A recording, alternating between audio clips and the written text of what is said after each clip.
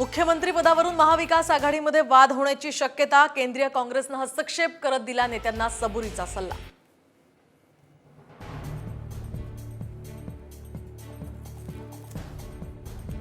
इंदापुरात हर्षवर्धन पाटील हाती तुतारी घेण्याच्या चर्चेला उधाण, तर सोशल मीडियावर हर्षवर्धन पाटलांचा शरद पवारांसोबतचे फोटो व्हायरल।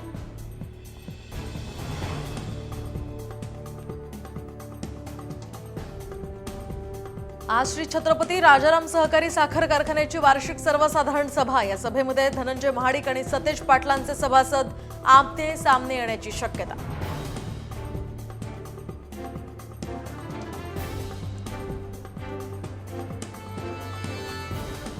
जामखेडमध्ये विरोध झुगारून रोहित पवारांकडून एसआरपीएफ केंद्राचं उद्घाटन, तर मी दिल्ली पुढे झुकणार नाही म्हणत आमदार मीच होणार असल्याचा व्यक्त केला विश्वास।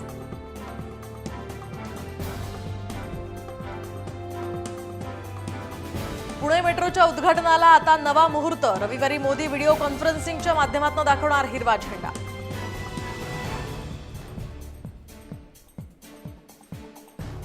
शिंदे गटाचे आमदार महेंद्र दळवींच्या पत्नीची अधिकाऱ्यांना मारहाण, झेडपी शिक्षण विभागातील अधिकाऱ्यांवर उचलला हात।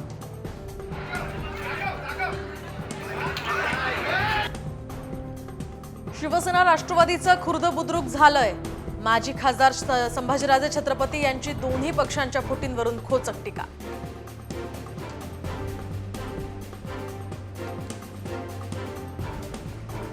केंद्रीय गृहमंत्री अमित शहा 1 ऑक्टोबरला मुंबई दौऱ्यावर, तर मुंबई ठाणे कोकण विधानसभा मतदारसंघाचा घेणार आढावा। बैठकीनंतर भाजपचे उमेदवार निश्चित होणार।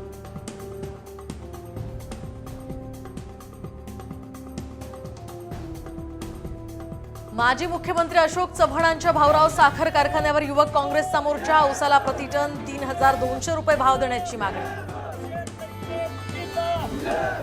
नाराज होतील पण 100 टन ऊसामध्ये 70,000चं नुकसान होईल। दलाल कार्यकर्त्यांना हाताशी धरून कारखाना विधानसभा निवडणुकीच्या पार्श्वभूमीवर शिवसेना युवक सेनेकडून आता महाविजय संवाद यात्रा, युवा सेनेचे पदाधिकारी तरुणांशी साधणार संवाद।